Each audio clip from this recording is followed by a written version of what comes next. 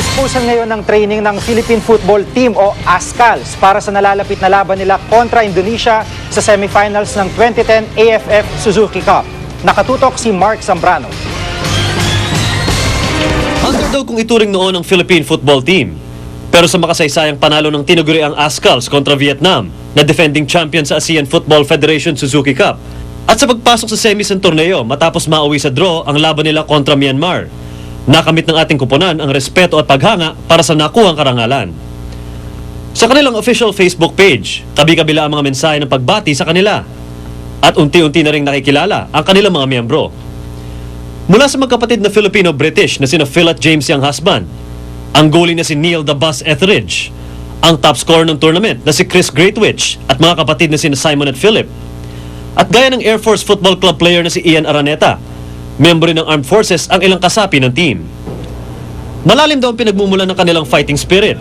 It's the right mixture of players. Basically yung pang mga local players and then the Phil foreigners, parang yung pag-combine and balance of each player. They bring a different aspect to the game. Pero kahit magkakaiba, ang importante raw ayon kay Phil, lahat sila proud sa kanilang pagiging Pinoy.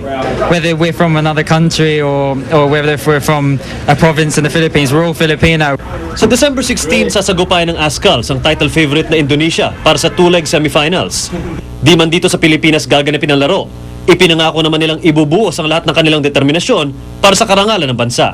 I promise that every single time that personally myself and everyone else steps over the white line, we'll give 110% for the whole team and the country.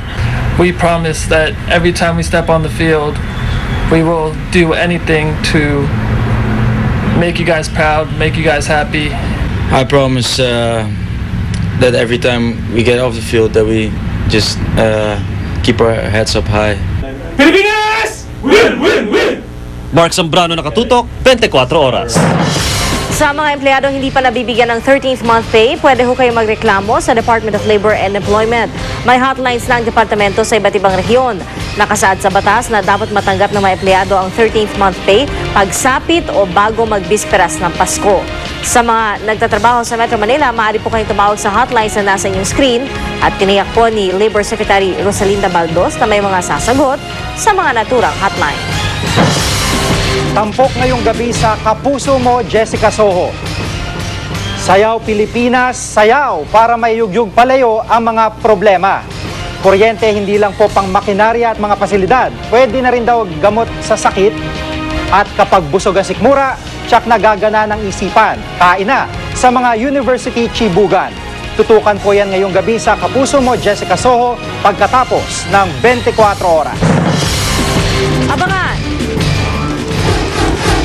Triplets ipinanganak sa Legazpi, Albay.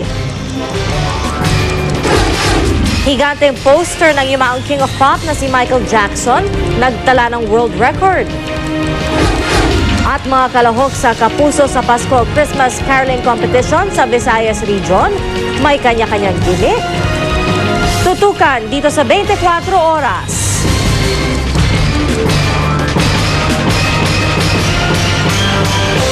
Can I cry?